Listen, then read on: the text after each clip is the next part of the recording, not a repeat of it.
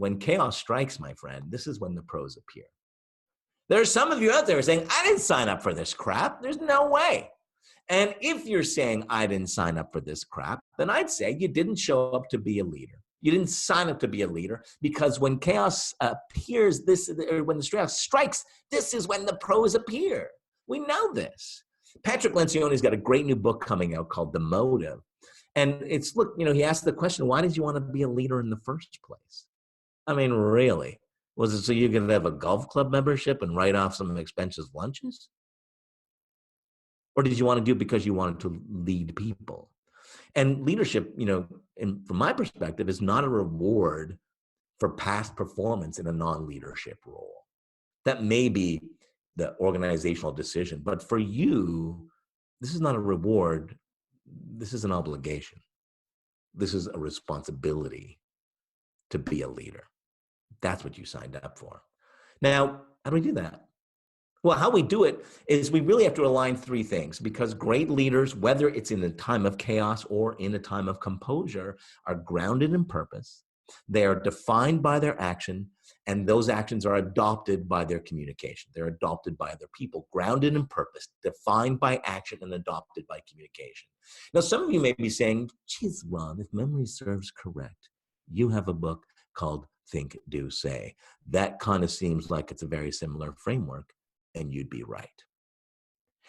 If you have a leadership framework within your organization, and it doesn't have to be this one, but whatever leadership framework you have, the first thing you need to do is go back and revisit that framework. Because if that framework isn't appropriate for now, then that framework doesn't work.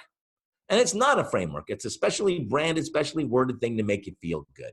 But a leadership framework it should not change. And yes, the inputs change and the outputs change and the decisions change. But the framework we should keep consistent so our people know that there is some stability from the good times to the challenging times, and that we're not just flipping around on a whim. So this is the framework for composed times and chaos times, grounded in purpose, defined by action, and adopted by communication. Now, what do we mean by purpose? Well, I want to give you a quick example here. One of my last speeches before the pandemic hit, one of my last live speeches in person was with Purelator, a wonderful Canadian organization. And for those who are south of the border or overseas, Purelator is kind of Canada's FedEx. Wonderful organization. Had a lot of fun with them. Now, in talking with the CEO, John Ferguson, and a lot of their senior management team, we talked about purpose. Typically, when I have those conversations, leaders don't really understand what it means. They don't understand that purpose, or real purpose, goes beyond what you sell into the reason and fundamentally what you believe. And we talked about that. And they said, look, we have one purpose. Our purpose is making Canada stronger. We want to make Canada stronger. We believe we have a role in making Canada stronger. We let entrepreneurs get things into the hands of their customers. We let people get the critical supplies that they need. That's our role. We want to make Canada stronger. This is pre-pandemic. So now they doubled down on that purpose, communicated that purpose, gave people a great understanding of why they were doing the things that they were doing, and that every single package delivered by every single courier was making Canada stronger every time. And then the pandemic hit. Now, you may remember that this came out on April 8th, and I'll just show this. Pre-April 8th, on April 6th, here in Ontario, there was some discussion about that we weren't going to get masks from 3M that were critically needed on the front lines of healthcare. And there was some holdup and certainly some political jockeying and whatnot, but that the masks may or may not arrive. This was a stressful time, not just for the citizens of Ontario, but obviously for healthcare and frontline workers who desperately needed these masks. And then Purelator tweeted out this photo. The mask landed in their distribution center. And I love this. If there's a greater encapsulation of, look, we are grounded in purpose and we are defined by action, and we will promote, we will be adopted by what we promote. It is the very simple message that was both shared by Purelator as well as their CEO, John Ferguson. But let's just look at this message, okay? First of all, great news, boom, optimism, a positive message. Second message, factual, an updated piece of information for everybody. We just received the first shipment of 500,000 masks, and we are working quickly to get them into the hands of healthcare workers. Great. Update, so a factual piece of information followed up with action.